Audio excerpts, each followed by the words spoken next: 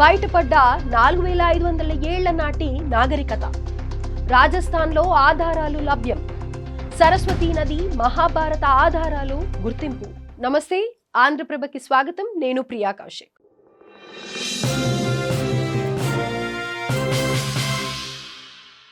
రాజస్థాన్లో సుమారు 4500 ఏళ్ల నాటి నాగరికతకు సంబంధించిన ఆనవాళ్లు బయటపడ్డాయి. భారత్ పురావస్తు శాఖ చేపట్టిన తవ్వకాల్లో ప్రాచీన సరస్వతీ నదితో పాటు మహాభారత ఆధారాలు లభించడం విశేషం.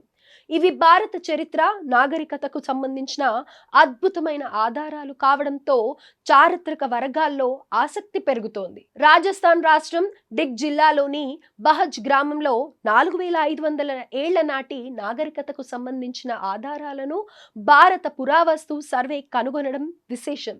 గత ఏడాది జనవరిలో ప్రారంభమైన ఈ తవ్వకాల్లో అనేక ముఖ్యమైన విషయాలు బయటపడ్డాయి. ప్రాచీన సరస్వతీ నది ఆనవాళ్లతో పాటు 800 కంటే ఎక్కువ కళాఖండాలు లభించాయి. ఇందులో ముఖ్యమైనది 23 మీటర్ల లోతైన పాలియో ఛానల్. ఇది ప్రాచీన నది ప్రవాహ మార్గం కావడంతో ఒకప్పటి సరస్వతీ నది వ్యవస్థలో భాగమై ఉండొచ్చని పురావస్తు శాస్త్రవేత్తలు భావిస్తున్నారు. ఈ నదీ తీరంలోనే తొలినాటి మానవ ఆవాసాలు ఏర్పడి ఉంటాయని అంచనా. అలాగే మధుర, బ్రజ్ వంటి ప్రాంతాల్లో సాంస్కృతిక సంబంధాలు కొనసాగించి ఉంటాయని భావిస్తున్నారు. ఇక సరస్వతీ నదిని సింధు మాత అని పిలుస్తారు. అంటే నదులకు తల్లి అని అర్థం. ఈ నది కనపడకుండా ప్రవహించడంతో అంతర్వాహినిగాను పిలుస్తారు. ఇక ఈ తవ్వకాలకు ఓ ప్రత్యేకత ఉంది. అది ఏంటంటే ఒకే ప్రాంతంలో 5 వేరువేరు చారిత్రక కాలాలకు చెందిన ఆధారాలు బయటపడటం. హరప్పా నాగరికత తరువాతి కాలం, మహాభారత కాలం, మౌర్యుల కాలంతో పాటు కుషాణుల కాలం, ఆ తరువాతి గుప్తుల కాలం నాటి నాగరికతలు ఇక్కడ విరాజిల్లాయని తెలిసింది.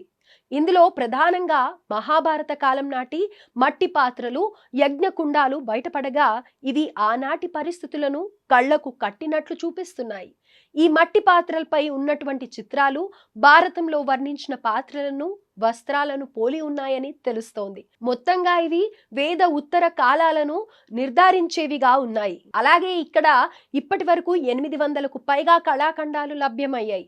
పురాతన బ్రహ్మీ లిపి ఉన్న ముద్రలు, రాగి నాణాలు, మౌర్యుల కాలం నాటి శిల్పాలు, ఎముకలతో చేసిన పనిముట్లు, అలాగే శివ పార్వతుల విగ్రహాలు ఉండగా ఆ కాలం నాటి మాతృదేవత శిరస్సుగా భావిస్తున్న ఓ విగ్రహం కూడా దొరికింది.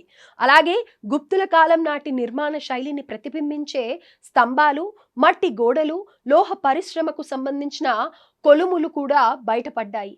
అయితే అచ్చులు, దువ్వెనలు, సూదులు వంటి ఎముకలతో చేసిన పనిముట్లు ఈ విధంగా లభించడం ఇదే మొదటిసారి. అలాగే ఈ తవ్వకాల్లోనే ఓ మానవ అస్థిపంజరం కూడా బయటపడింది. దీన్ని పరీక్ష కోసం ఇజ్రాయెల్ కు పంపారు పురావస్తు శాస్త్రవేత్తలు. అయితే ఈ తవ్వకాలు రాజస్థాన్ మాత్రమే కాకుండా మొత్తం ఉత్తర భారత ప్రాచీన చరిత్ర అధ్యయనానికి దిశానిర్దేశం చేస్తున్నాయి.